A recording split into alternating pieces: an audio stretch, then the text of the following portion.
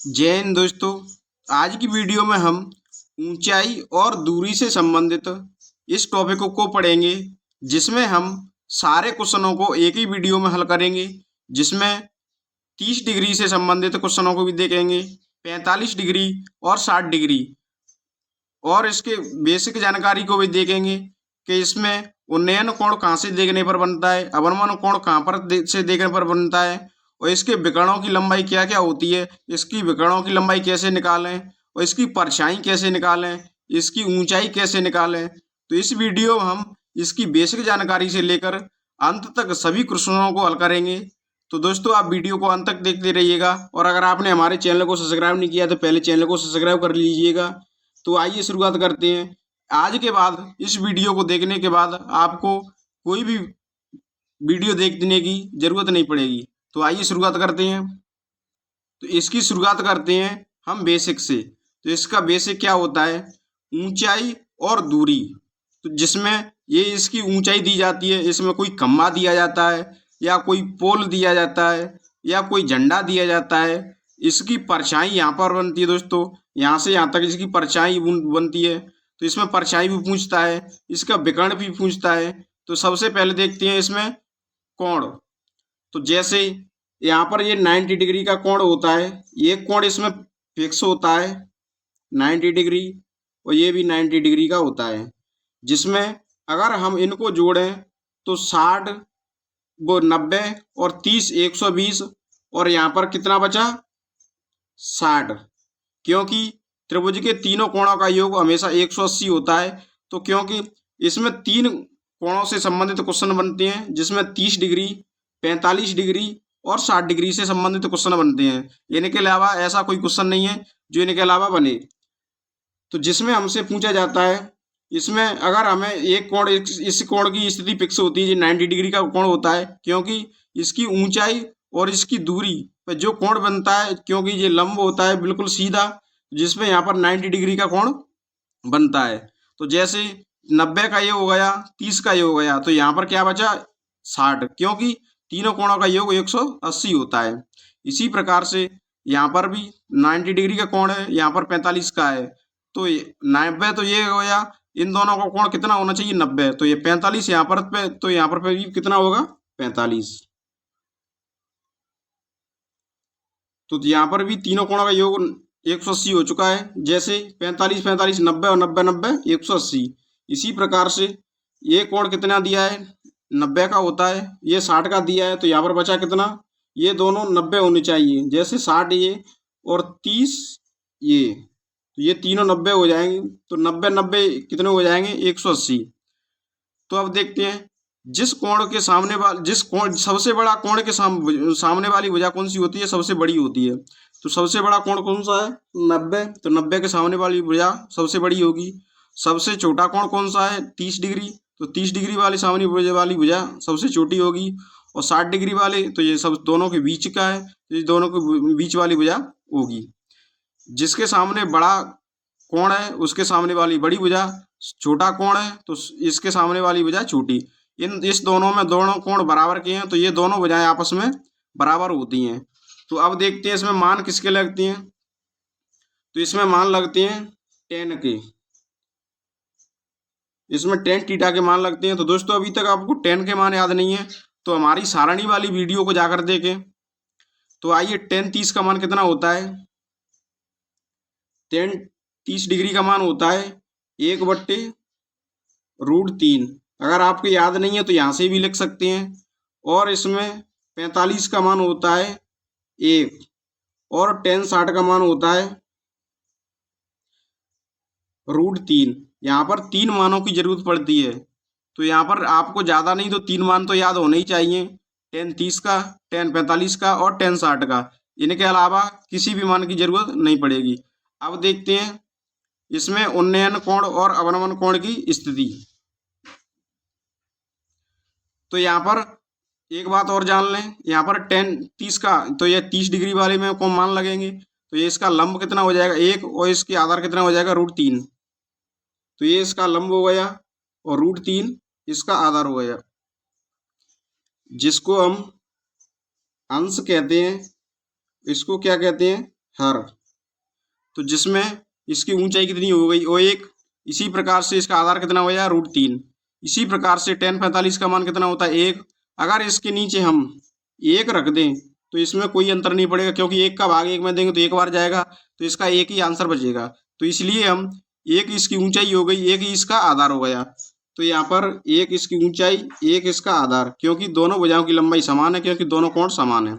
इसी प्रकार से यहाँ पे देखेंगे, अगर इसमें हम 1 से भाग देंगे तो कोई अंतर नहीं आएगा, क्योंकि 1 से भाग √3 देंगे तो 1 √3 बार ही चला जाएगा, तो यहाँ पर √3 ही मान बचेगा। तो यहाँ पर इसका लंब कितना हो गया √3, इसका आधार कितना हो गया 1। और इनके विकर्ण होते हैं, तो इनके विकर्ण देखते हैं।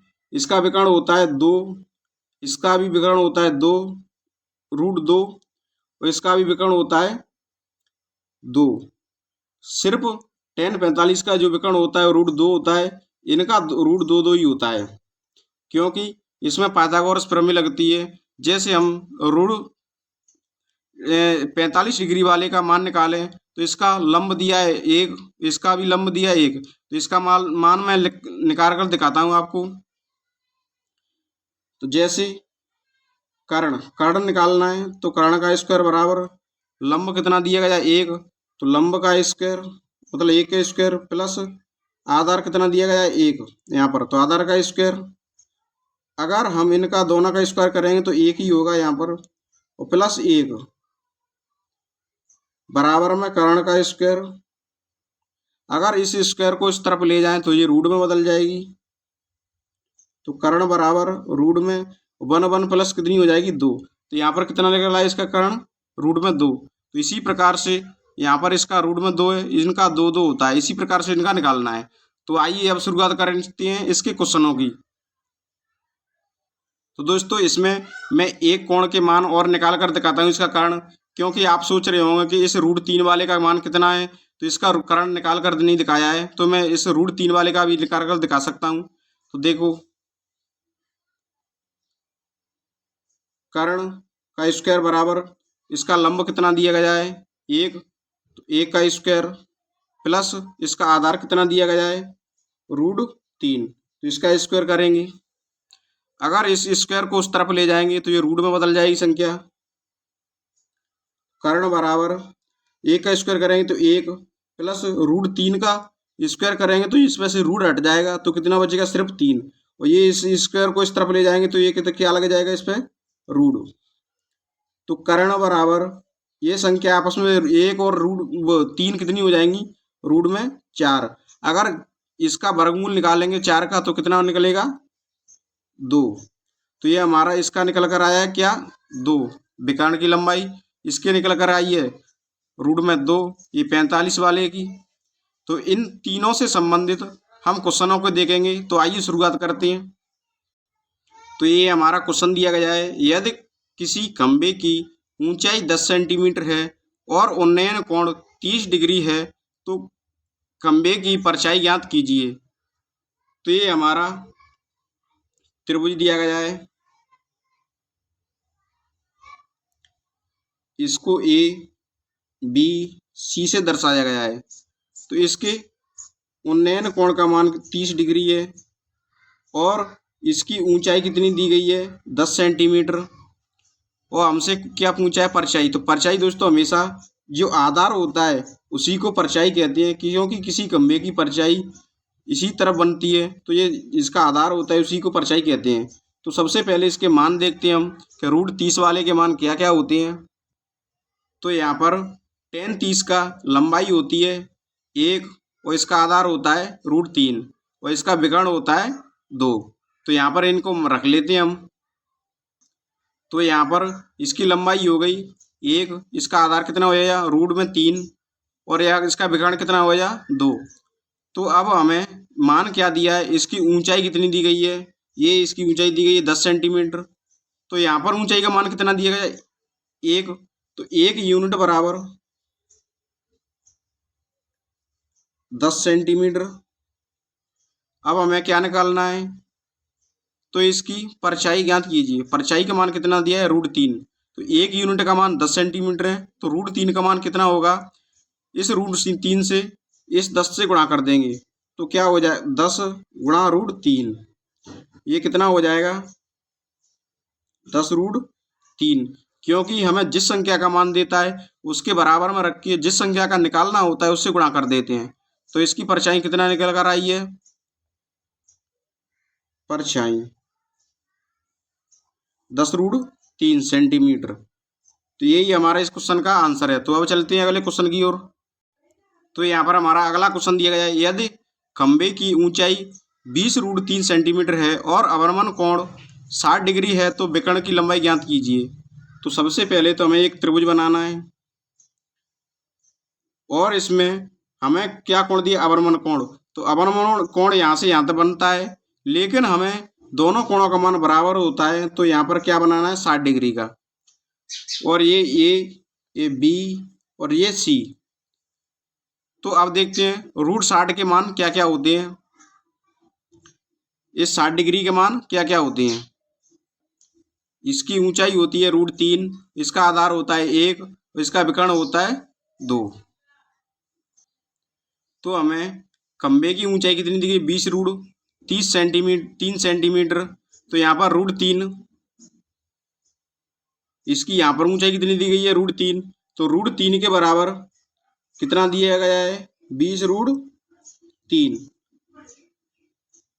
तो यहाँ पर ये बट्टी में चली जाएगी तो एक यहाँ पर क्या बची, एक यूनिट बराबर 20 बट्टे रूट 3 बट्टे ये बट्टे में चली गई तो कितनी बची रूट 3। इस रूट 3 से रूट 3 कट जाएगी तो एक यूनिट बराबर क्या बचेगी 20। तो हमें निकालना क्या है, तो विकर्ण की लंबाई ज्ञात कीजिए। तो विकर्ण कितना दिया गया है 20, तो एक यूनिट बराबर 20, तो 2 यूनिट का मान निकालना है। तो यहाँ पर 2 से गुणा कर देंगे, यहाँ पर भी 2 से गुणा कर देंगे। तो 2 यूनिट बराबर 20 दूनी 40 सेंटीमीटर। तो इसका विकर्ण कितना आ गया 40 सेंटीमीटर। तो यही हमारा इस क्वेश्चन का आंसर है, क्योंकि विकर्ण पूछा है, एक यूनिट का मान दिया गया है 20, तो 2 यूनिट का मान कितना होगा 40। तो यहाँ पर विकर्ण की लंबाई कितनी हो गई 40। अब चलते हैं 10:45 की ओर। तो यहाँ पर हमारा अगला क्वेश्चन दिया गया है, यदि खंबे की ऊंचाई 10 सेंटीमीटर है और इसका उन्नयन कोण 45 डिग्री है तो खंबे की परछाई ज्ञात कीजिए। तो इसमें क्या करना होगा हमें, यहाँ पर 45 डिग्री उन्नयन कोण कितना दिया गया है 45 डिग्री, और इसका मान ए, इसका बी, इसका सी। तो इसमें 45 डिग्री के पहले तो सबसे पहले मान देखते हैं क्या क्या होते हैं। तो यहाँ पर इसका लंब होता है 1, आधार भी 1 होता है, लेकिन इसका विकर्ण होता है रूट 2। तो इसका लंब कितना हो गया 1, आधार भी 1, लेकिन इसका विकर्ण कितना होता है रूट में 2। तो हमें इसकी ऊंचाई कितनी दी गई है 10 सेंटीमीटर। तो यहाँ पर इसकी ऊंचाई कितनी है 1, तो 1 यूनिट बराबर 10 सेंटीमीटर। लेकिन हमें क्या निकालना है इसकी परछाई। तो परछाई यहाँ नीचे बनती है, तो यहाँ पर भी 1 मान दिया गया है। तो 1 यूनिट बराबर 10 गुणा 1, तो इसका परछाई भी कितनी होगी 10 सेंटीमीटर, क्योंकि ये दोनों बराबर होते हैं आपस में। अगर हमसे इसका मान दिया गया है और इसका पूछा है, इसका मान दिया गया इसका पूछा है, तो दोनों मान समान होते हैं। लेकिन हमें विकर्ण का मान पूछा है, तो इसमें अगर विकर्ण का मान पूछे तो 10 से इसमें गुणा कर देंगे रूट 2 में, तो इसका मान कितना हो जाएगा 10 रूट 3। तो इसमें विकर्ण निकालते हैं।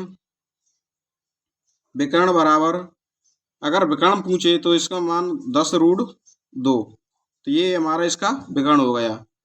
तो इस वीडियो में हमने सभी प्रकार के क्वेश्चनों को देखा। तो दोस्तों वीडियो पसंद आई तो वीडियो को लाइक करें, हमारे चैनल पर नए हैं तो प्लीज़ चैनल को सब्सक्राइब करें।